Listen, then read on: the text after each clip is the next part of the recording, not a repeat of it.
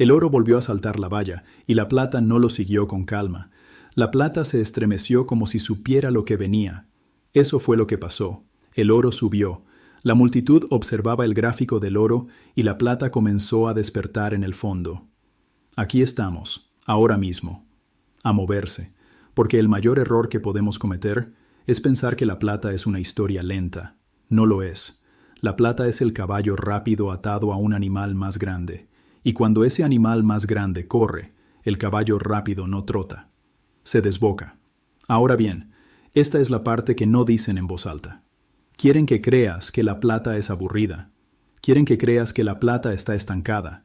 Quieren que creas que es dinero muerto hasta que aparezca una crisis mágica en las noticias. Así es como te mantienen pasivo, pero los mercados no esperan tu permiso. Los mercados se mueven cuando aumenta la presión. Y la presión aumenta en el único lugar que la mayoría de la gente ignora, la estructura de la demanda de oro. No la fatalidad, no que el dólar muera mañana, algo más frío, algo más realista. El oro es lo que los países compran cuando no confían entre sí. El oro es lo que se acumula cuando aumentan las tensiones y los contratos empiezan a sentirse frágiles. El oro es la reserva que uno mantiene cuando no está seguro de que las líneas telefónicas se mantengan amigables. Llámelo seguro de guerra. Llámelo paranoia estratégica. Llámelo por lo que es, una oferta que no se preocupa por sus sentimientos. Cuando esa oferta es real, arrastra a todo el complejo de metales tras ella. Y es por eso que incluso estamos hablando de que la plata suba a los $100, tal vez más. Porque la plata no necesita 1000 razones diferentes. Necesita un gran motor que la impulse. El oro es ese motor. Y una vez que el oro se mueve, la plata se convierte en apalancamiento sobre la misma idea. Pero seamos honestos con nosotros mismos antes de emocionarnos. La plata puede recompensarlo. La plata también puede castigarlo, porque el apalancamiento es un arma de doble filo. Así que no exageramos, medimos. Separamos los hechos de la interpretación. Hecho. El oro ha estado en tendencia con una demanda persistente. Interpretación. Una parte significativa de esa demanda parece estratégica, no solo especulativa. Posible riesgo. Si esa apuesta estratégica se detiene, el caballo veloz de la plata se convierte en un potro salvaje. Así que observamos al animal líder, no el ruido, ni los memes, ni las opiniones polémicas. El oro. He aquí por qué la plata reacciona tan violentamente cuando el oro sigue subiendo. El oro es el estadio. La plata es la pequeña habitación de al lado. Cuando el dinero entra en el estadio, apenas se siente la corriente de aire. Cuando el dinero entra en la pequeña habitación, las paredes tiemblan. Y la habitación de la plata es pequeña. Eso no es un eslogan. Eso es matemática del mercado. Hay empresas individuales en acciones cuyo valor rivaliza con el valor de la plata invertible en todo el mundo. Entonces, cuando el capital rota, la plata no necesita a todos. Necesita unas pocas manos fuertes para moverse un poco más rápido. Y de repente, el precio imprime números que parecen irreales. Es por eso que la gente llama a la plata oro rápido. El oro puede moverse y parecer elegante. La plata se mueve y parece una pelea a puñetazos. Ahora la trampa. La mayoría de la gente compra plata por la razón equivocada. Compran porque un vecino se enriqueció. Compran porque se sienten excluidos. Compran porque buscan una emoción.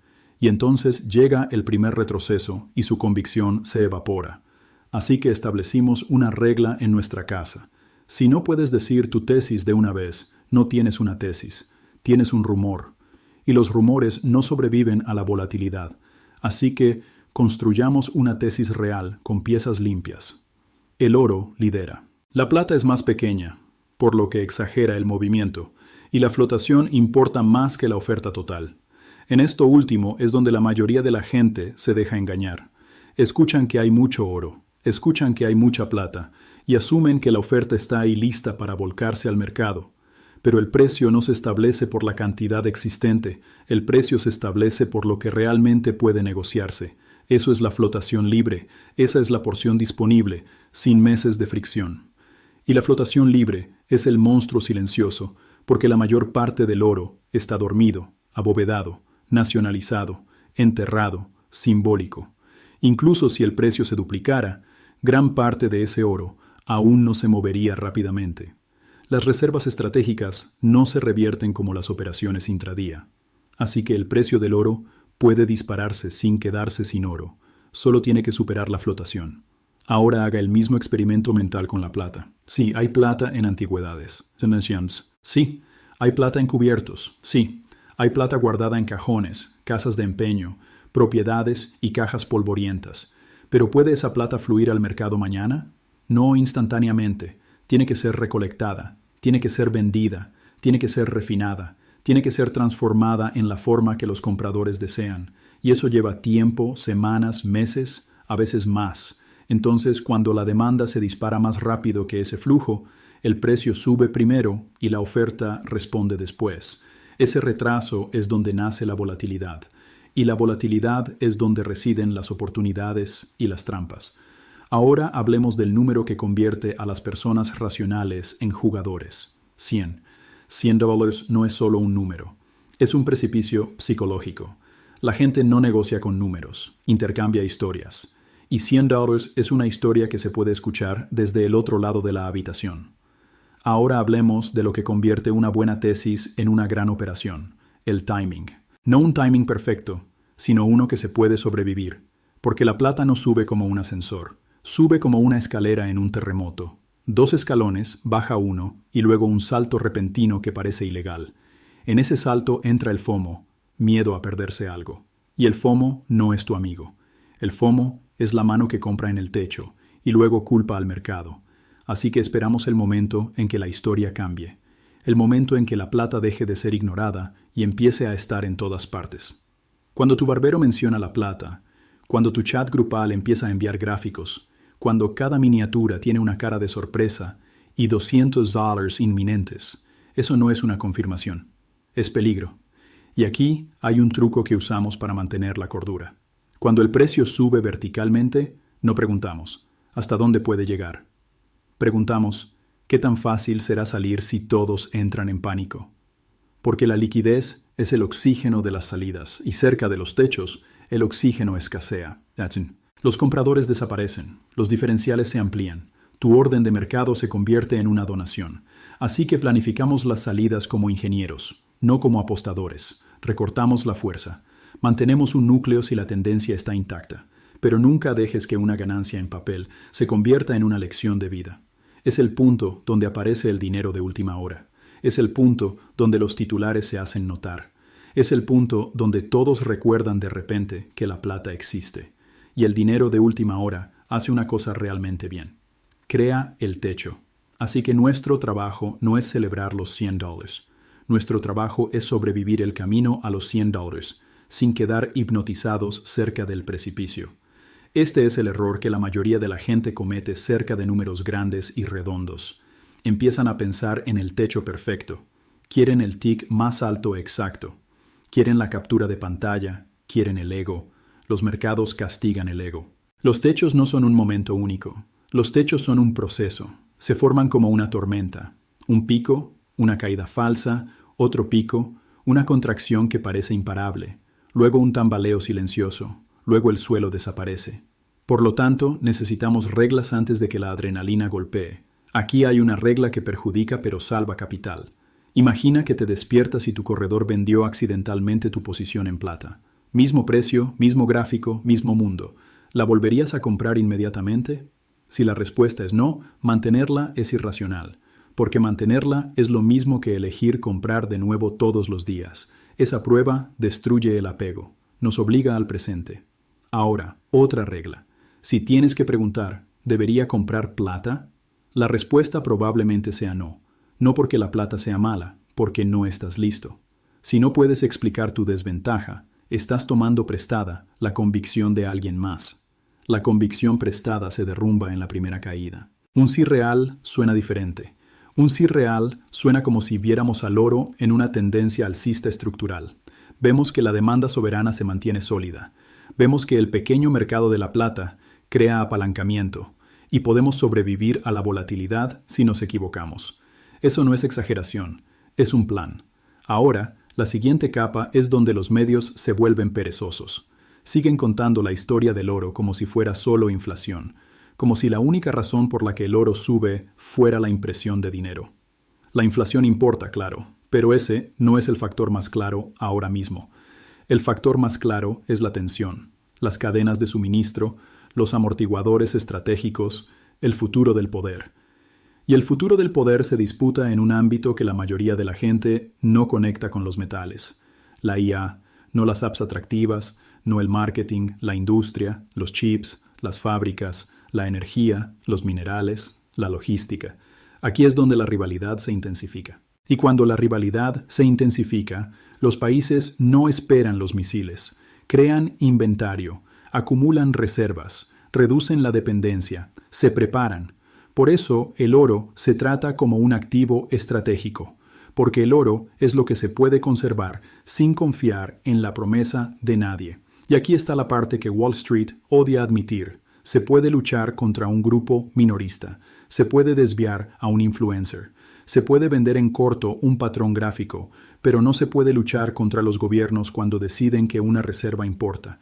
Si un país quiere oro en su bóveda, no le importa su RSI, lo envía, lo almacena y sigue comprando durante las caídas que desestabilizarían a los operadores habituales. Por eso este movimiento puede durar más de lo esperado, porque no es una operación, es un cambio de postura. Ahora, observen el mundo que nos rodea, se cortan los cables, se expanden las sanciones, las cadenas de suministro se desvían como ríos en una tormenta, y nadie espera el gran titular para empezar a prepararse. La preparación es el titular.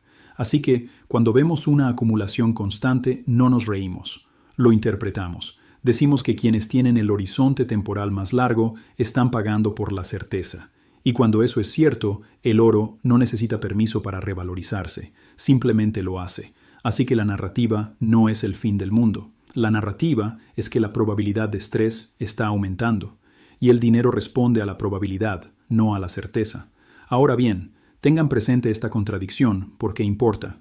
Los gobiernos pueden manipular los datos de inflación, pueden manipular los titulares, pueden cambiar de tema, pero no pueden fingir la necesidad de reservas estratégicas, y no pueden hablar más que física. Si las naciones perciben un aumento del riesgo, el oro se vende. Y cuando el oro se vende, la plata se beneficia. Ese es el escenario. Ahora, hablemos de gastar sin caer en un apocalipsis total.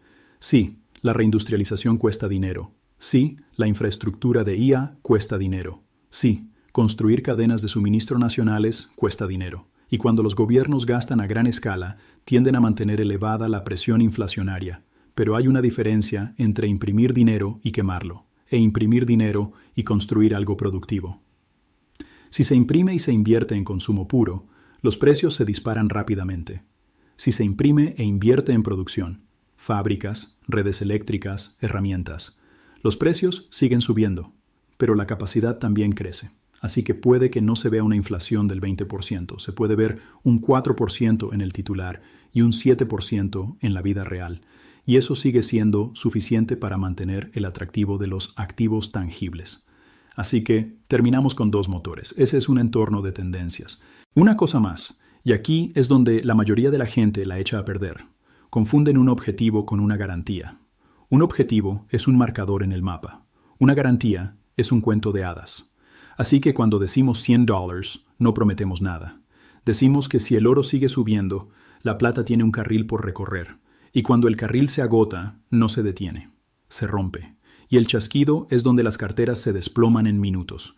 Y si ese carril se abre, la primera señal de alerta no es un tuit alarmante, es una debilidad interna. Es la plata que no sube en los días buenos para el oro, es la plata que sube y luego se devuelve instantáneamente. Es el volumen que grita mientras el precio deja de avanzar. Eso es distribución. Eso es dinero inteligente que entrega la bolsa al dinero retrasado. Así que observamos la relación, no la publicidad. El oro lidera, la plata confirma. Si la plata deja de confirmar, ajustamos rápidamente. Las tendencias son donde el oro sube lentamente, y las tendencias son donde la plata finalmente sube bruscamente. Ahora bien, ¿qué significa esto para los objetivos? Aquí es donde usamos la escalera de certeza. Cierta plata puede moverse violentamente cuando el oro tiende. Es probable que un tramo fuerte del oro pueda llevar la plata hacia los $100. El posible impulso puede empujarlo más allá de los $100 a la zona de los 120. un riesgo. Por encima de eso, el mercado puede pasar de la revalorización a la manía. Y la manía no sigue la lógica, sigue el reflejo, el apalancamiento, la desesperación. Es por eso que algunas personas pueden ver $200. No porque esté garantizado, porque existen explosiones. Pero después de $200, el issue se vuelve delgado. Y cuando el issue se vuelve delgado, los máximos se acercan. Así que no nos casamos con la operación, la fechamos. Mantenemos los ojos abiertos. Mantenemos el tamaño de nuestra posición sensato. Mantenemos nuestras salidas reales. Ahora bien, ¿qué observamos para no ser destrozados? Observamos si el oro continúa comportándose como un activo estratégico, no como una operación abarrotada. Observamos si la plata comienza a imprimir un impulso limpio o giros irregulares desordenados. Observamos si la tensión física se mantiene firme o se afloja repentinamente. Observamos si los titulares se vuelven eufóricos, porque la euforia es el humo antes del fuego. Y aquí está la pregunta que expone todo el juego. Si la plata alcanza los $95 y todos empiezan a gritar, la semana que viene, $200, ¿compramos más o nos preguntamos, ¿contra quién estoy operando ahora mismo? Porque ese momento nos dice si somos el tiburón o el pez. Ahora seamos prácticos. No estamos apostando, estamos midiendo. Así que dimensionamos las posiciones para que una caída del 20% no nos quite el sueño. La plata caerá un 20% como si respirara. Así que, si no podemos con eso, estamos sobredimensionados. También aceptamos una dura verdad. Vender el 90% del movimiento cuesta casi lo mismo que vender el techo perfecto, pero solo si podemos ejecutar cuando las emociones se intensifican. Y las emociones se intensifican cerca de los $100. Por eso decidimos las reglas antes de los fuegos artificiales, porque una vez que comienzan los fuegos artificiales, la multitud empieza a presionar, y la multitud no te deja pensar, te hace reaccionar. Ahora, abramos un círculo que quizás aún no estés viendo. El mayor error es pensar que los metales se mueven por una sola razón. No lo hacen. Se mueven cuando múltiples fuerzas se superponen. Ahora mismo, esas fuerzas se están acumulando. Compras estratégicas, estrés, gasto, presión inflacionaria y una estructura de mercado donde la plata es la palanca. Así que la verdadera pregunta no es si la plata puede subir. La verdadera pregunta es, cuando la multitud finalmente se dé cuenta, ¿seguiremos siendo los primeros o seremos la liquidez de salida? Esa es la línea, ese es todo el juego, y las próximas semanas pueden dejar esa línea dolorosamente clara. Porque una vez que el oro da un nuevo impulso, la plata tiende a reaccionar tarde, y luego con violencia. La fase tranquila es donde se construyen posiciones. La fase ruidosa es donde las posiciones se transfieren de manos pacientes a manos en pánico. No queremos ser las manos en pánico, queremos ser las manos pacientes. Ahora bien, si todavía estás con nosotros, haz esto, suscríbete. Corto, limpio, ahora mismo. Y quiero tu cerebro en los comentarios, no tus emociones. Si la plata rompe los $100, ¿qué crees que está pagando el mercado? ¿Miedo o impulso? Y si nos equivocamos, ¿dónde se mostrará primero? ¿El oro se estanca o la plata se está volviendo un auténtico vaivén? Abandona tu respuesta porque el caballo veloz ya está inquieto. Y cuando finalmente se desboque, la mayoría de la gente no se dará cuenta de lo sucedido hasta que el precio ya haya bajado.